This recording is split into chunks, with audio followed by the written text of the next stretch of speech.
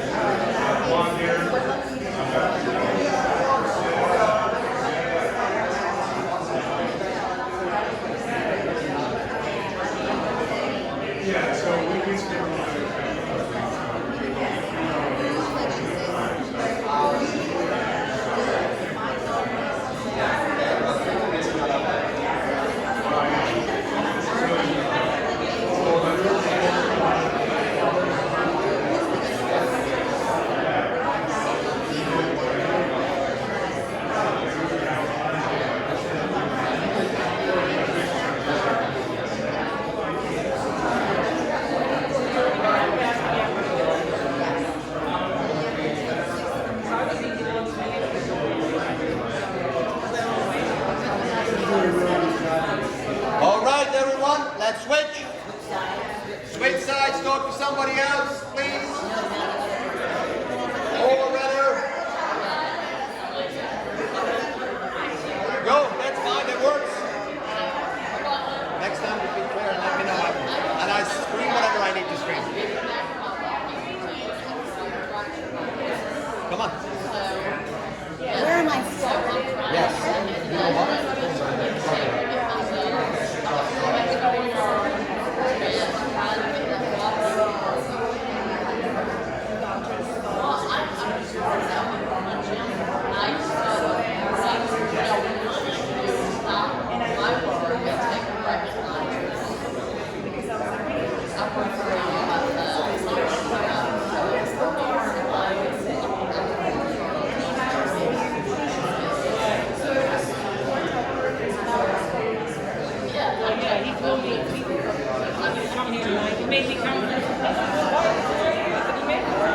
Yes, right, yes.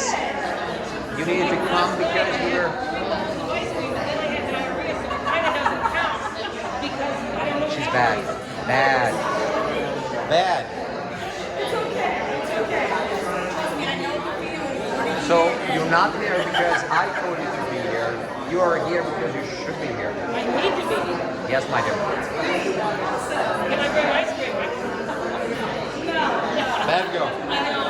I gave away all of it.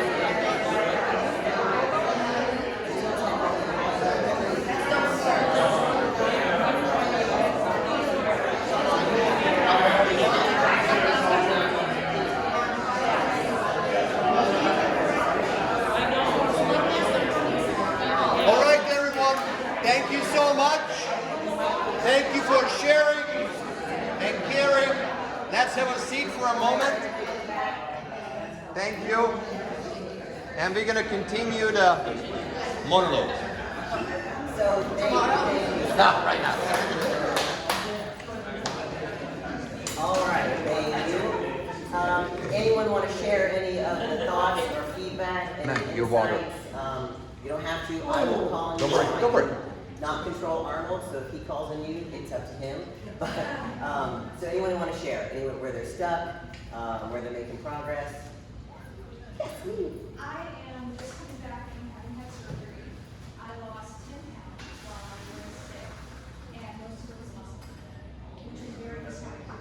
So I have been slowly, very getting that back, and kind of having to ease back into everything, because I had some complications post-op. So that's been my thing, and this is the place to do it, because it's the safe way to do it.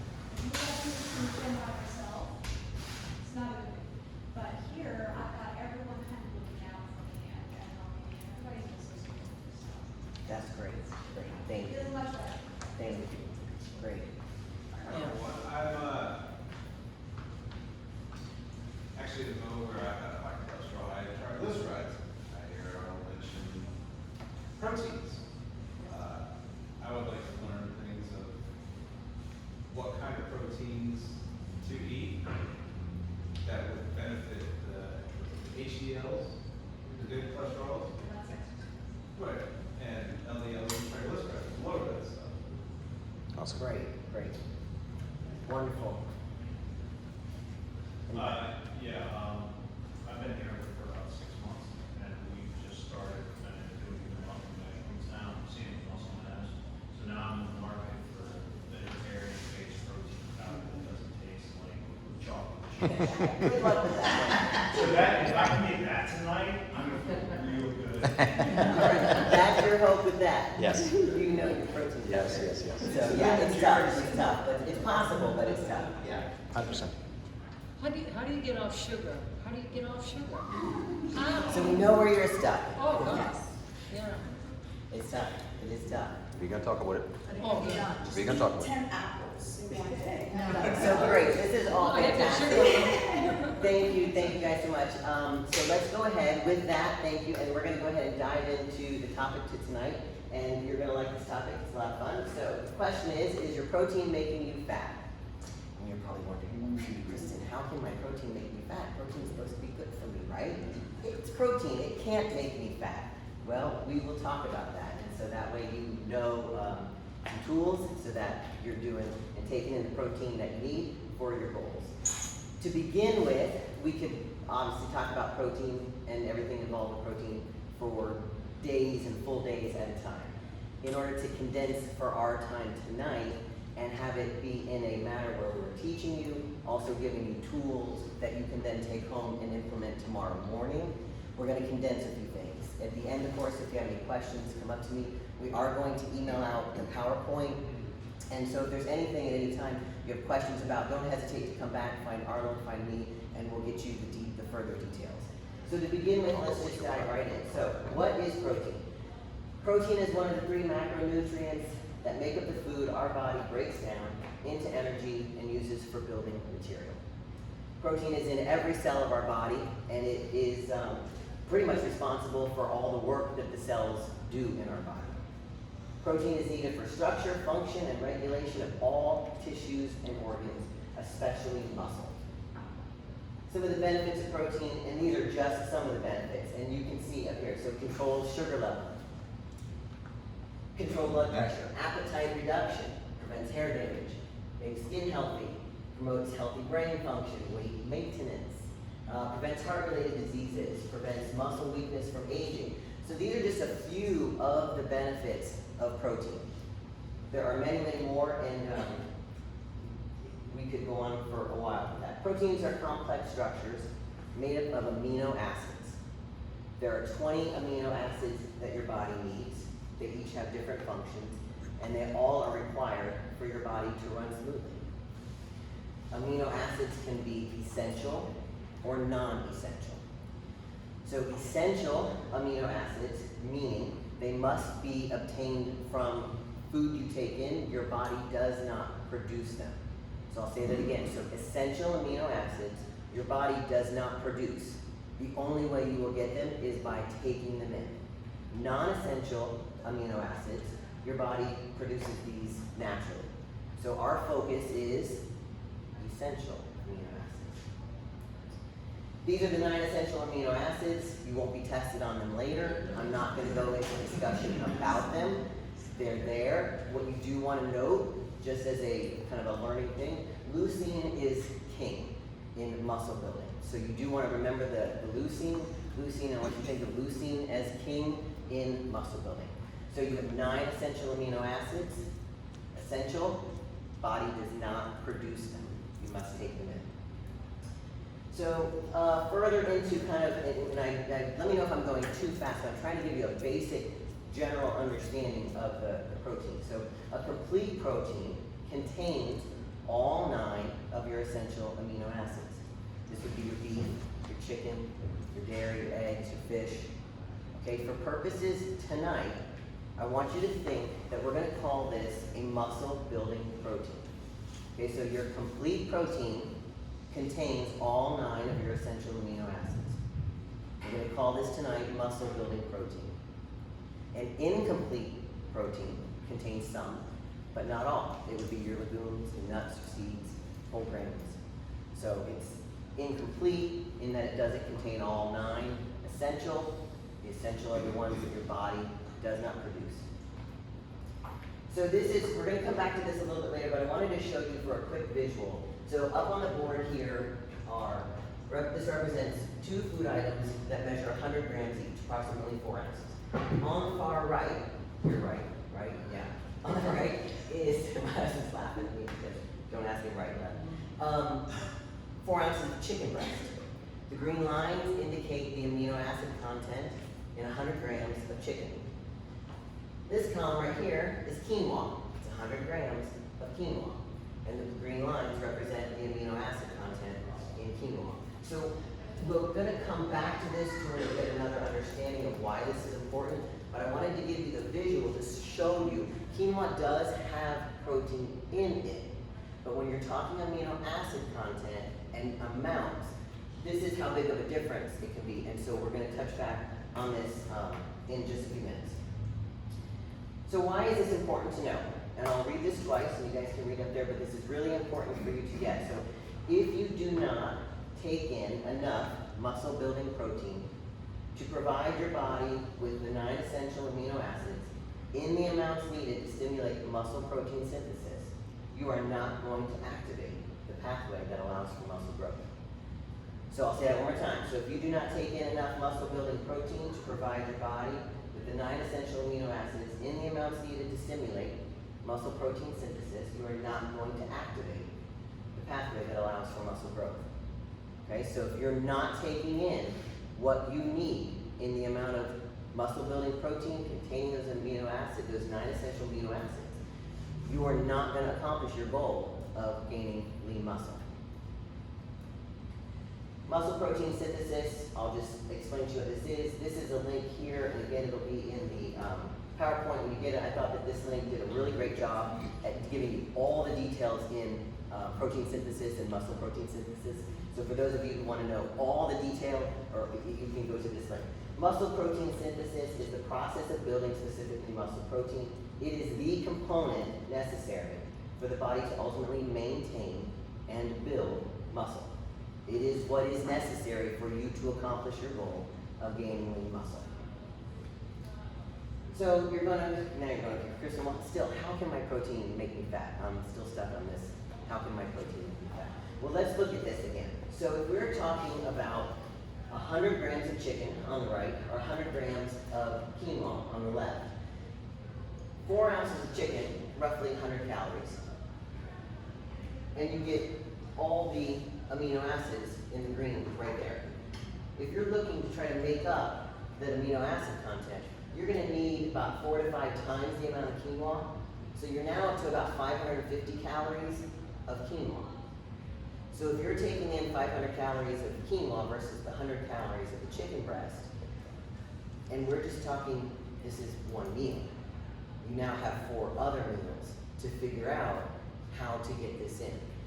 So it becomes, at that point, a bit of knowing numbers so you can build into it. And we'll talk more about how to build your numbers into it. Anybody with any questions so far? Yes? You have pork down when you listed that. Was that because it's not as good as the 9? It is. It's not as, so when you look at it, so here's the thing too, fried chicken is also good. But is it the best food choice? For me personally, with digestive issues, pork is much lower, in fact, not even on the list sometimes. So you kind of want to prioritize your proteins by beneficial across the board, if that helps, yeah. Yes. If I can just quickly add it, think about what these animals are eating. Yeah. Okay, so you never know what that poor pork is eating, whatever, what's his name, basically. That's true. So how can I give my body a fighting chance to build muscle without adding body fat? Eat muscle building protein. It's your beef, it's your turkey, it's your fish, it's your eggs, it's your chicken. It's important.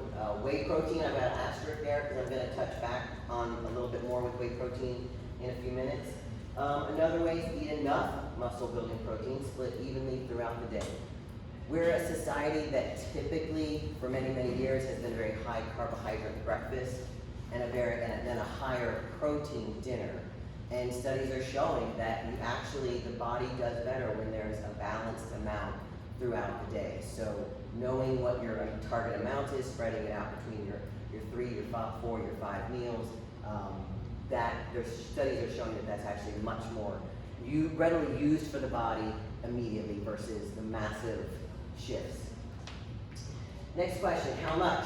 So this isn't, it depends. It depends men, it depends women, it depends your age, it depends digestion, it depends, nursing moms, there's so many things that you can figure out here with what my protein is. You can look at one website, it'll tell you one thing, you can look at another website, it'll tell you something totally different. So what we're going to work with is 1 gram per pound of ideal body weight. For our purposes today, it's easy for math, and for most people, you're not close to that, so it gives us a target for working for. So, and I said 1 gram per pound of ideal body weight. So you have to look at what you would consider your ideal body weight and go from there. So we've got a couple examples here. We base this on a 40-30-30 percentage. We're going to talk about the women's numbers because typically women do not get enough protein. So if we're looking at a 1,600 calorie a day limit on this person's calories, the protein target for that person would be 120 grams.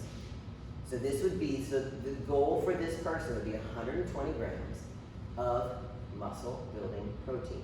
If this person eats 5 meals a day, you look at 20 grams spread out in your 5 meals. I recommend that you start with what your protein is. So you identify what your protein is, then you piece in with your numbers your fat, then you piece in with your numbers your carbohydrates. And so when you're looking at it like this, you may think, okay, how do I get to all these numbers? But this is something where it does help with having a coach, with being able to track it and write it down, and it's a bit of basic math. So again, let me know if you have any questions. But for this right here, so for example, the woman with 120 grams of protein. Now this doesn't mean that she takes in 30 grams of collagen protein and expects to get the same result. Is collagen protein good for you? Of course it is.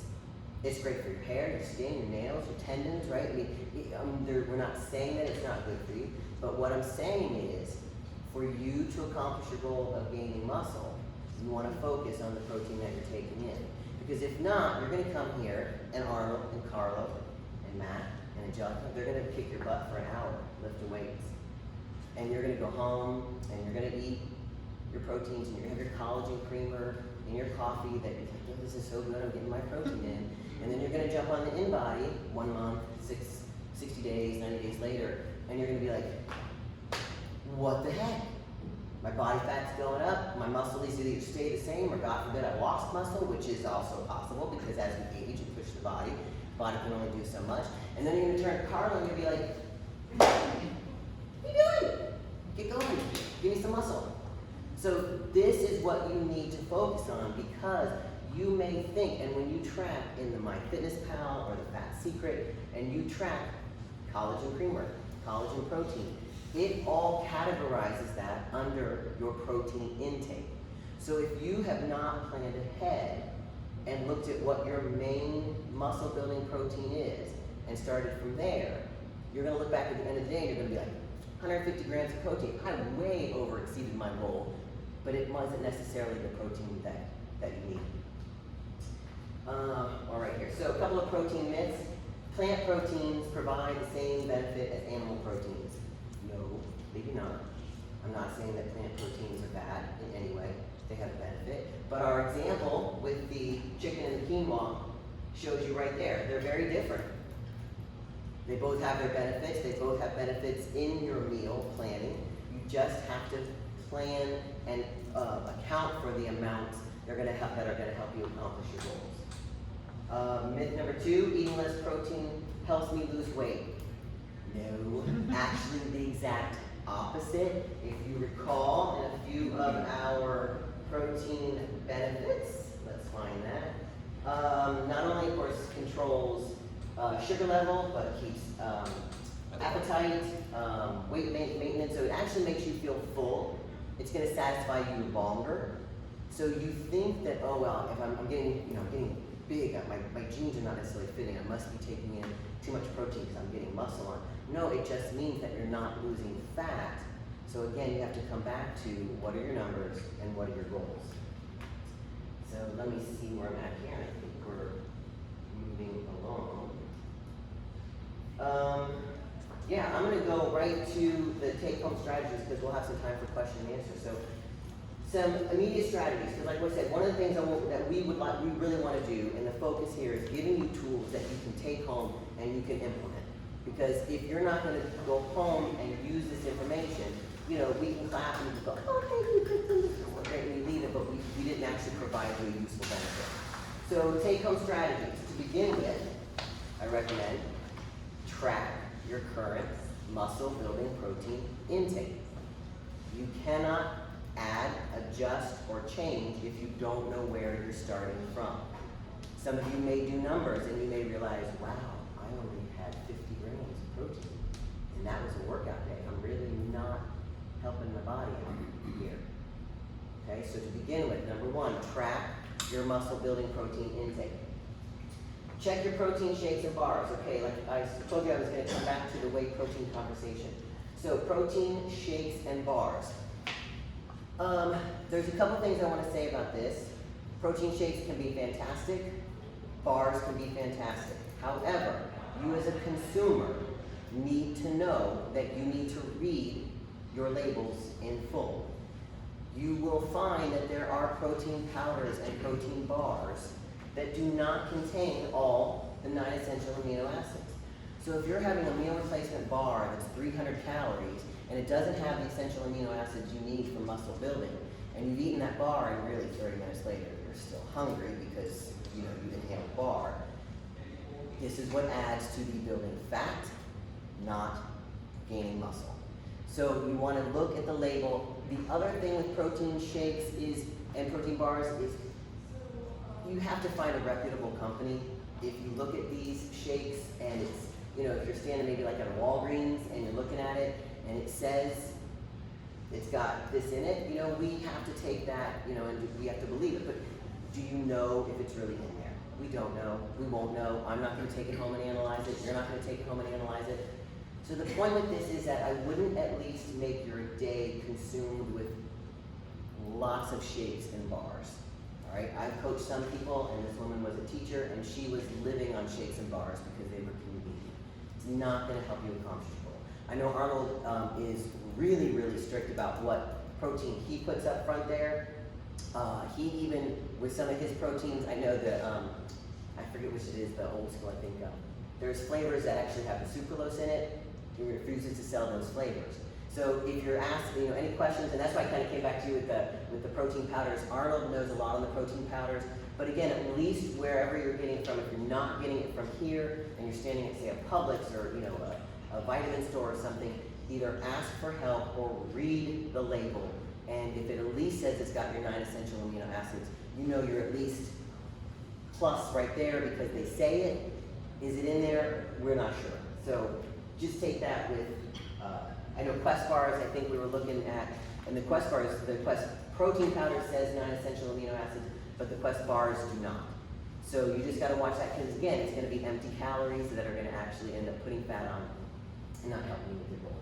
To begin with, next take-home strategy. If you're not sure where you're at with your protein intake or what a goal is or where you're just work it around 100 grams. Try to figure out where you're at with that. Are you getting 80? Are you getting 50? Are you getting 150?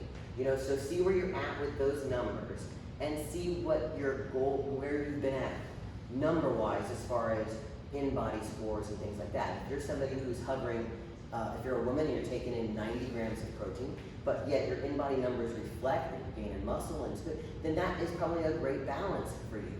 If you're a guy who's taking in 150 grams and you're not gaining muscle and you're gaining fat, you may be able to tolerate a little more. So there's a balance there, but as long as you're tracking your protein, tracking your calories, tracking your intake, it gives you information so you can figure out what's working and not working. Unfortunately, there's a lot of women that we find that are at like 50 grams, 60 grams of protein in a day. And if you're past 40, it's not going to be ideal for you for gaining muscle, especially for strength and longevity. The next take-home strategy, you guys are going to find this one probably every time we talk, plan and prep your meals. Plan in advance. Start with what that protein is, spread out your protein numbers throughout the day, plan it out to where that way you've already got it set up for a successful day. Because if not, life happens. You have to work late, the kids get sick, mother-in-law needs something, you didn't expect to have to run to the store afterwards, you didn't get home in time. There's always going to be something that gets in the way. Having even just a few meals prepped in advance for you to open the fridge and go, great, I know that. I've got my chicken breast, 4 ounces of my chicken breast, I've got, a quarter cup of rice, and I've got my veggie, boom, done, I'm eating 15 minutes later. So those are some take-home strategies. How are we timing? All right, well, we have time for some takeaways, questions, feedback. I got a question. Yes, ma'am, go. I'm also thinking it's 7 o'clock in the morning to start.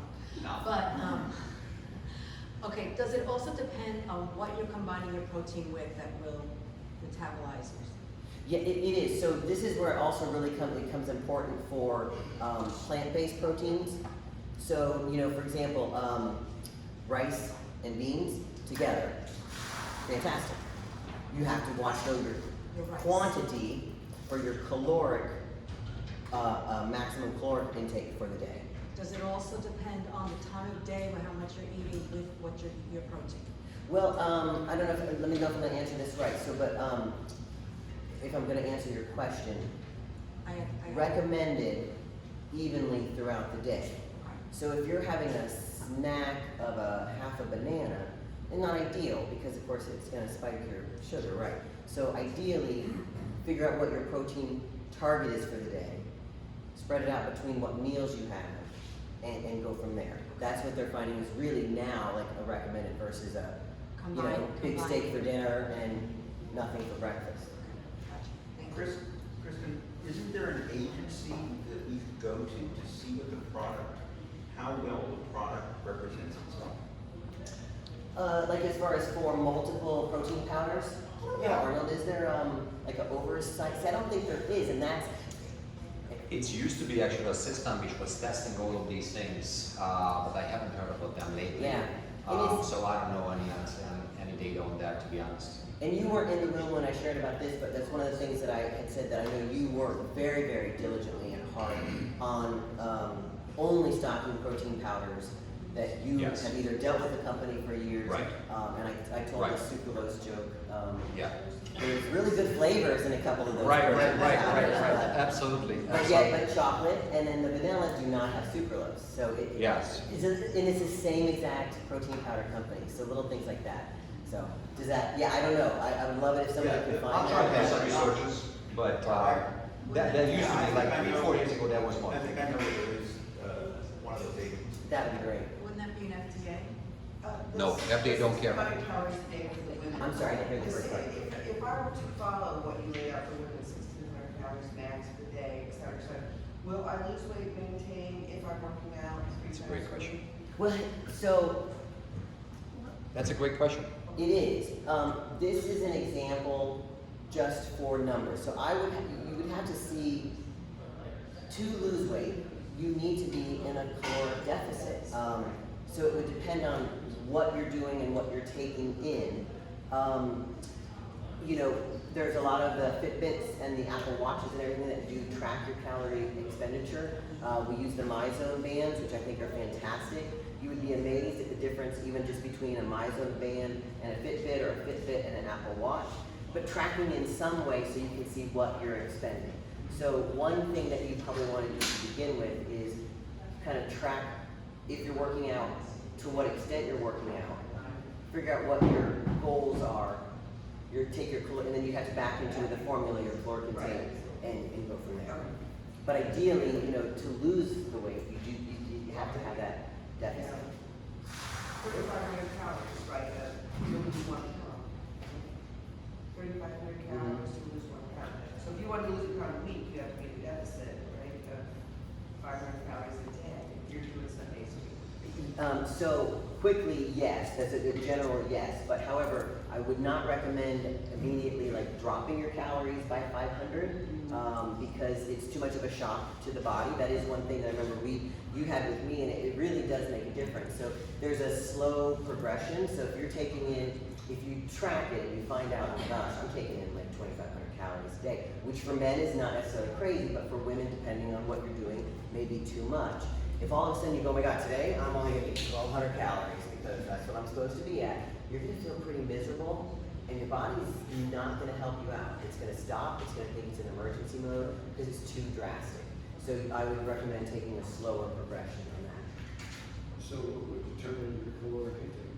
So to determine your caloric intake, so you take your age, you figure out your basal metabolic rate, and then you go Your PEC, so Yeah, your- purposeful exercise calorie intake, and then you're actually figuring it out how much calories you're burning with your daily activities. So all of these. Sure, of course. So we need to know the basal metabolic rate of yours. Okay, everybody is very unique. So that's why we cannot say that 1600 calories is going to work for you, because it's impossible. Yeah. Everybody is extremely unique. So What determines the metabolic rate? basal metabolic rate, you need to know exactly how much lean muscle mass you have. That's what's going to actually figure it out. That's going to give us some directions. How much calories you're burning as you're sitting on your booty. Okay, it's always dependent on your muscle mass. Okay, that's always dependent on your muscle mass. And then from there, we take into consideration your job activity. So Correct. if you're someone with a desk job, it's going to be very different than say, someone who's out there, slugging a utility truck throughout the day. Correct. So that impacts. So you come with the basic number, and then you kind of look at the person, the goals, the daily activity. Exactly, and obviously your exercise. So these three things are going to give you that, okay? Then you're going to get your total daily energy expenditure, okay? From these three things, okay? Age is obviously going to play some role, but these three things are going to give it to you. Does it answer for your question, sir? Okay. How do you know when too much is too much? Well, several different ways. Okay, first and foremost, your body's going to tell you when your jeans are getting too tight, It's too much. that's too So much. can I ask, so when you mean too much is like food is too much? Okay, God, I just want to make sure. I was wanting to make sure you didn't mean exercise is too much. Yes, you want to answer? No, go ahead. So when you're eating too much, of course, first and foremost, what the basic rule should be for everybody, and I want you to remember this, you should be only 80% full. 80% full. When you're eating the food, when you're eating a perfect meal, 80% full. You should never feel full. If you're feeling like your stomach is extended, you just feel like you're gorged, Push the plate away. You're done. please, yes. So you always have to feel like a little bit empty left in there. And obviously, here in the States, including me, we are rushing constantly. We don't have time to chew that damn food. All right? You just want to shove it in, you want to get on, and you're like, shit, I'm still hungry. But this is when the plan is actually going to work for you. If you know exactly how much you're supposed to eat with every single meal, you know that, okay, even if I'm hungry because I shoved into my face, I can't eat more because that was my calorie what I'm supposed to eat at that time. Okay, so that's how you're going to be able to stick with the plan. You've planned out for your day, so you know in that meal you've consumed the fuel and the amount of fuel that you need. So anything else is mental. You don't need that extra cookie. You don't need that extra anything. You've already planned it out. It's going to work. You don't need the Ben and Jerry's, Dave. So Yeah. you've already planned out. And If it's for the most part, most of us grew up with you clear your plate before you get down from the table. So again, it comes to planning it out so that you've only prepared what you need for that one meal, and then you step away. If you put more on the plate, more than likely we're going to go, oh, well, I don't want it to go bad. I need to clear my plate, and then you end up eating too much, and then you're overfull. So, Yep. great, thank you. That all works unless you're on a cruise. No, I have to say no. No, No, I just That's came back it. from one, and I did not gain any weight. I had 20,000 Steps steps a every day. Okay? There you Yes, I go. did. Great. Did not overeat anything because my other half was like, are you kidding me, you want that? But, and he's not a sweet person, so I would have one line, and that was it. Good, Did not, my sugar didn't go up or anything like that. good, So awesome. it can be done if you want to. I'm sorry. Regular shifts. So you just switch it. So literally, I used to do that myself. I used to work in a nightlife, yes. And I did the same exact thing, sir. Before I went home, I went to train in the morning, went to sleep, right? 6 o'clock I finished or 5 o'clock I finished, I went to train, went home, slept. And after that, I started my routine, obviously. So we're switching everything accordingly how we are living our lives. Okay, so if you, a regular meal.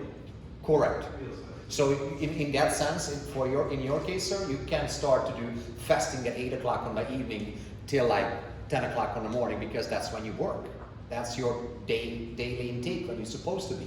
Okay, so you need to actually adjust it accordingly how your graveyard shift is, sir. Yeah. One thing, and it might help, is I recommend to people that they actually sometimes schedule an eating appointment on their calendar, because we really work off our phone a lot. So it might be beneficial, especially when you're trying to create a structure, is actually that you put in mealtime so it pops up when you go. Because you may not necessarily be hungry if you're not used to eating at certain times, but it might be something that's helpful because you've got it and you know that you're getting your amounts in that you eat. Who doesn't want to remind me to eat? Oh, it's that time again already? Yeah, great. Who doesn't want to do that? So, like, there's a lot of math here. Okay, take a 12-ounce steak. I fried, probably not fry anymore in butter anymore, huh? Anyway, I make my steak, so I got a 12-ounce steak. So, how many grams of protein would be in a 12-ounce steak? How many grams of protein in a 12-ounce steak? Yeah, because I divide it for the whole day. 72. Arnold's got the math. Oh, good. So I can have that and then some fish later. Oh my God, so That's one shot. Well, no, Okay, but I so- can divide it up, right? Just briefly, this is what I want to mention, and I want to get back to you for a second, sir. So again, you just need to understand exactly when you're starting from. You have to plan your days exactly. Every single 3-4 hours you need to eat and feed your body, okay? You need to also make sure that one of the biggest problem when somebody works in the nightlife and has a significant other or somebody who's actually working regular shifts, right? It's very difficult to sleep enough. Now that's gonna mess with you, sir, okay? It's gonna mess with your entire hormone levels, it's gonna mess with your blood sugar levels, so you're never gonna have a great homeostasis unless you figure out how and when you can sleep enough, sir. So I really encourage you to make sure that you don't shorten your life and mess up your hormonal balances by not sleeping enough. So one way or another, you need to work on it first and foremost. Everything else is gonna fall into its place. Okay? Yes. So regarding Yeah, I worked nights for years. I'm only 28. Look what it's that's right. So you cannot have, and that's why I wanted to briefly mention that we talked about intermittent fasting, and some people are eating once a day and trying to consume all of the calories. Think about 72 grams of protein. No, but I was thinking if I don't just cook it, so I only have to cook it Okay, once. And I if can you're doing it that way, that's totally fine. What But do you do? Broil them or something like that? no, you can absolutely make it however you want to. You can grill it whatever you want to do with it. It's Starting totally with brown fine. rice and tofu. Jesus. So, but at the end of the day, as Miss Kristen said that earlier, you need to make sure that you're providing protein with every single meal. Yeah. Don't buy the garbage at home. You're gonna be able to control your sweet tooth. Oh God. Awesome. You can. So start with the protein. Yeah, I'll do So that. start with what your muscle building protein is. Build from there. It's like a building block. That needs to be the first piece, and then you add in your fat, what your basic. Must be it's like for like drug Yes, addicts. Dave. It is? No. It's fast for your brain? With appropriate protein intake, how much of age, weight, that sort of thing is overcome by exercise? Is overcome by exercise. I don't know if there's like a statistic for that. Oh. I don't know exactly. I'm sure there is something documentations in that regards, but obviously as you're aging, but you're still keeping up your muscle mass, the requirements are going to be the same Yeah. as when you're younger. Okay. That's the bottom line. Right. If you're obviously aging and you're becoming brittle and you're losing a lot of muscle mass, sarcopenia actually sits in, that's a different story. But as beast as you are, you need the same amount of protein to take what you needed.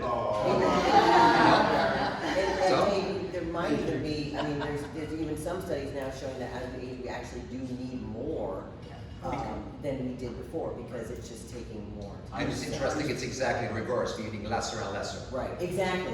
What we need is more, but what we're doing is we reverse, so. What, very nicely, I was referring to the fact that I'm 76 years old.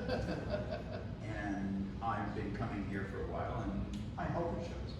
Anyway, that's my point, is that, you know, where should I be looking at either cutting back or increasing or whatever On your protein or Yeah, overall on protein. intake? on the protein? Honestly, a quick answer for me would be I would not consider cutting back on protein. Not for right now with the way you work out and your goal now. Well, first and foremost, But do you know how much protein you consume? That would be the first Yes. question. How much? How much protein do I consume? That's on correct. the diet you've laid out for me? Yes, sir. And what you're supposed to follow, I don't know if you follow it, because I don't see any of it. So therefore, the question is, it's not answerable in that sense because we don't know your number just yet. Come back to number one, track what your current muscle building And I protein do. intake is. Yeah. So, okay, great, we'll do one more question, then we're gonna wrap I up. have two questions if you don't mind. So something interestingly, talk about how much protein is assimilated in the human body Great question. Before it turns into something that's just very interesting to the 72 and Yeah. specifically because I am famously, I eat too much. Yes. So I thought this was really interesting when we learned this the other day about eating too much protein. 100%. Great The question. other question I have, if I can just interrupt you. So I work outside all day. I lift, I climb, I carry, I build, and then I go work out at night. So what is your, if I could point this to both of you, Arnold, your thought process on eating before or after a workout and what you eat before the workout and what you eat after the workout? Because typically I eat at 8:30 or 9 o'clock at night after I work out because by the time I get home, I'm famished. Well, you know, and you correct me here, but for me to begin, I wouldn't actually say that that's a very quick answerable question because you have a very physical job.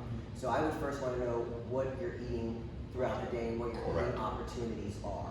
Because I don't recommend showing up to a workout without having eaten. So if you ate at noon and you're not working out until 6 and you haven't had a chance to work out and to eat, you know, I don't think that that's going to be the most beneficial workout for you. So I would say it's something that, you know, we need to look more at your timing of when you're able to eat, what your full schedule looks like, what your caloric target is, because for somebody like you, it's going to be a lot more than somebody else who's got a desk job.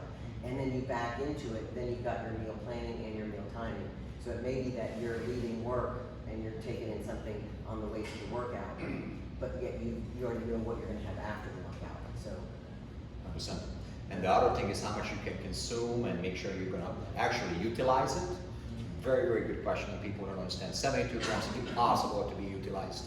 Maximum 45, 50 for a man, 20, 25 for a female. Okay, that's it. At one sitting. at one sitting. And that's where, you know, when we talked about the digestive issues too, you know. And that's again, good digestion. And good, and so again, it emphasizes the point of tracking, see where your numbers are currently, see how you feel, see what your in-body's doing, so you can know how to adjust from there. So with that, we'll go ahead and wrap up. So we already have the date for next month's workshop, April 25th. And I think we've aligned on the topic, right? Yes. So next month's topic is going to be fantastic. It's going to be all about supplements, everything from vitamin C, vitamin D, protein powders, pre-workouts, post-workout, what you need, why you need it, what to watch for, Great. Yes. all that. So thank you, appreciate it. I'll be up here. Any questions, I'll be here, Arnold will be here. and I didn't answer for your good. question. Go ahead and answer. I'm sorry, I apologize. Okay, so let's say 30 grams is the max your body is still on. Correct. Correct. So you go 32, 34, those extra grams, is that going to turn into fat? That's correct. And then also the timing of that, because I eat like every 3 hours. Is that adequate enough time Yes. to get the protein in? Okay, so as we're aging, what I would recommend is, yes, we need to find first and foremost what we are assimilating properly, okay? We're going back to that again, so exactly. So we need to listen to our body a little bit more as we're aging, right? Instead of ignoring certain facts, we need to listen to it more, okay? So if something bothers you, Miss Kristen is a perfect example, and that's why I'm so proud of her, and that's why we are allowing her to talk here, because she talks from not just from knowledge, but from experience as well. This woman went through so many problems to be able to digest the food. It was nothing but a headache to work with her at the beginning, with all due respect. But at the end of the day, I couldn't. Nothing like being married. Oh, nothing, sir. No, sir. You're amazing. But at the end of the day, what we need to understand is we need feedback, because that's why we were able to succeed with her. She gave me feedback constantly. And we track. This doesn't work, that doesn't work, we can eat this, no, that doesn't work, okay? And that's how we did it. So listen to yourself. If your bowel movement is not regular, if you're feeling bloated after when you eat something, it's not working for you, simply. That's the bottom line. Your egg is going to process differently than your Yeah, the two best digestible source, exactly. So Exactly. As we're aging, we talk about this all the time. We made sure that that's how we were able to get into shape as well. As we're aging, our digestive system, our enzymes are not produced as much. We are not 20 years old. Our joints are not there. Our skin is not there. That's fine. It's okay. We just have to make sure we adapt to that situation. So what you need to do is finding those solutions, like the best solutions for you for digestion eggs, fish, and then after that, if any meat and poultry you want to eat, it has to be grounded. Okay? Must be what? Grounded. Grind. Grind processes. Process, okay? Yeah. And that's- But you buy the good steak. Don't buy the one which is already ground because you don't know what's in it. No. Right? Buy the good steak, you grind it down, and if you want to be really good at it, okay? And then you know exactly, that's a sirloin. Not just it says it's sirloin, it is a sirloin. So that way you have the nutrients in there and not some garbage additives and stuff. You're saying it has to be ground? Yes, that's correct. For ease of digestion, ground. If you can digest it, you don't feel like you're bloating from that, good for you. Eat it that way. Eat it that way, okay? Yeah? Just one more, I'm so sorry. But No, that's why we're here. I also affect a lot of people, Yeah. are not perfect. Exactly. So I had 40 grams of protein and it's getting late, I know, I'm up at my powder cabinet. I have ice cream, I have strawberry shortcake, I'm at my caloric limit. So then I stop, Sure. because I know, should I go ahead and eat that protein anyway? Even though I'm at my caloric level and I'm deficit. Well, hopefully this wouldn't be a regular occurrence. Of course not. If it's that one night, you know, have your ice cream, be done. But like you said, it comes back to two. You don't want to kind of gorge yourself because then it's not going to process. You're not going to sleep as soundly, and you're just going to overall feel miserable. So as long as it's not a continuation on the Yes. next night and the next night. So yeah. Okay. So at that point, you just got to call it and be done. You filled the capacity. We're Yeah, talking- okay, that's what I usually do. Yeah. Right.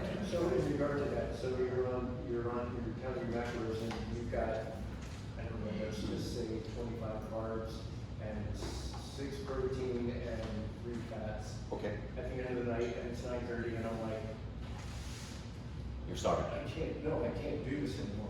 Okay? Then don't. Your body is signaling to you. You cannot Correct. digest it. Correct. That's the bottom line. When your body is signaling that you don't want to eat no more. I did force feed you.